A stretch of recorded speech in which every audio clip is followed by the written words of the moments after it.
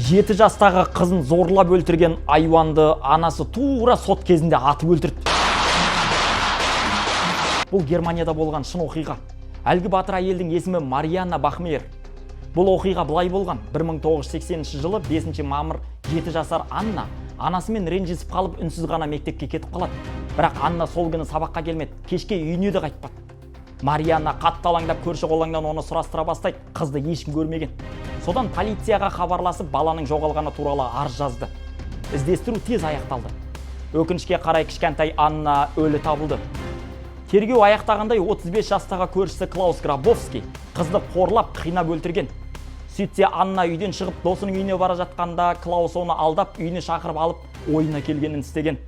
Қылмыстың ізін жасыру үшін мәйітті өз үйінде бірнеше сағат ұстап, артынша кардон қорапқа салып каналдың жағасына тастай салған. Бұл азғын бұрында жыныстық қылмыстар үшін сотталған, бірақ шартты түрде босап шыққан екен. Осы жантүршігерлік оқиғаға қатысты сот 1981 жылы наурызда басталды. Азғынның адвокаттары оны ақтап, қыздың өзі оны азғырған деп шыға келді. Баласына жөнді қарамаған, анасы кінәлі деп әбден қорлады. Сөйтіп сот талқылауының 3-ші күні таңғы сағат 10-да Бахмейер жасырын түрде өздігінен оқталатын табаншаны алып келіп, сот залында қызын зорлаған азғынға қарата 7 рет оқ атқан. Оның 6-ы тиген, сотталушы сол жерде қаза тапқан. Оқиғадан соң Марианна, мен оны бетінен атып тастағым келді, бірақ арқасынан атып тастадым. Ол өлді деп үміттенемін деген сөзді қайталай берген. 1,5 жылдан соң Марианнаның өзінің соты өтті. Ол 6 жылға бас бостандығынан айырылды, бірақ түрмеде 3 жыл ғана отырған соң босатылады.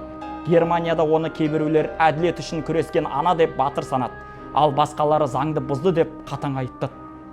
Түрмеден шыққан соң ол біраз уақыт Германияда тұрды, бірақ баспасөз бен қоғамның қысымынан кейін елден кетуді жөн көрді. Өмірінің соңғы жылдарында Марианна қатерлі ісікке шалдықты. 1996 жылы 46 жасында өкпе обырынан қайтыс болды. Арбадағы бала осындай әсерлі қызықты оқиғаларды тағы айтып береді. Мені жеке қолдаймын десеңіздер, номерім осы. Ерасыл жылдып шығады. Парақшама жазылып, лайк бассаңыздар да мен үшін үлкен қолдау.